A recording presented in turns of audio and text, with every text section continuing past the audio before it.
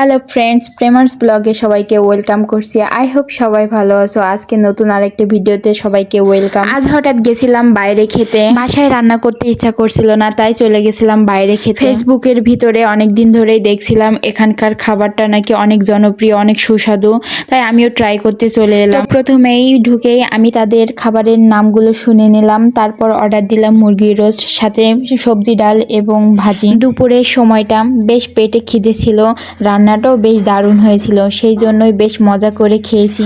ওহো, আপনাদের সাথে বলাই হলো না জায়গাটার লোকেশন কোথায়। এটি ছিল ঝিনেদা কেসি কলেজের সামনে রাঁধুনি বাংলা রেস্তোরাঁ। তো আমি এখানে এই প্রথম গেছিলাম খেতে। তো এখানকার খাবারটা বেশ ভালোই ছিল, মোটামুটি বেশ ভালোই লেগেছে আমার। তো মাঝে মধ্যে এরকম হুটহাট করে বাইরে খেতে আমার বেশ অনেক মজা লাগে। আমি কখনো খাবার নষ্ট করি না, আমি সব খাবার সবসময় গুছিয়ে খাই। তো আমিও এখানে বেশ সব খাবারটা বেশ গুছিয়ে খেয়েছিলাম আর অনেক মজা করেই খেয়েছিলাম। তো আমি এখানে যখন প্রথম তাদের কাছে রোস্টটা অর্ডার দিছিলাম, তো প্রথমে আমার যে রোস্টটা দিছিল এটা আমার পছন্দ ছিল না, পরে তাদেরকে বলাতে আমার একটা অন্যতা দিয়ে গেছিল, বেশ এটা আমার পছন্দ ছিল, এটা বেশ ভালো, আমি মনের মতো।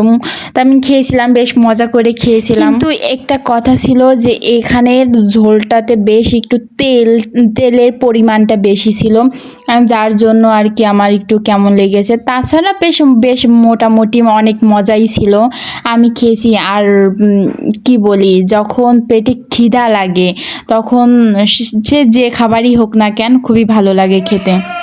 তো মাঝে মধ্যে বাইরে খেতে কেমন লাগে, আমার তো বেশ ভালো লাগে। ঘরের রান্না সব সময় খেয়ে জানি বোরিং মনে হয়, তো এরকম মাঝে মধ্যে হোটেলে গেলে হোটেলে খাবার দাবার খেলে আমার কিন্তু বেশ খুবই পছন্দ হয়। তা আজকে এই পর্যন্তই, আমি খাইতে খাইতে চলে যাচ্ছি। আমার ভিডিওটা যদি আপনাদের ভালো লেগে থাকে অবশ্যই একটা লাইক দিবেন, আর আমার এরকম সুন্দর ভিডিও পেতে আপনারা অবশ্যই কমেন্ট করবেন। বাই বাই, সবাইকে ধন্যবাদ।